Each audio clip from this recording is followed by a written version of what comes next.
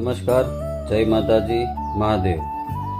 હાલ ગઈકાલે અમે રાજુલા ગયા હતા।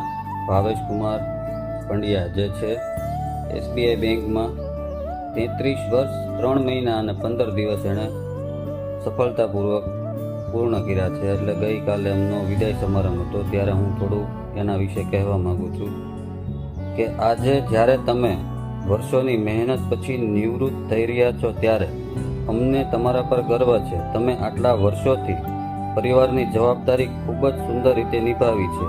તમારા માટે રિટાયરમેન્ટ એ કામનો અંત નથી, પણ એક નવી શરૂઆત છે।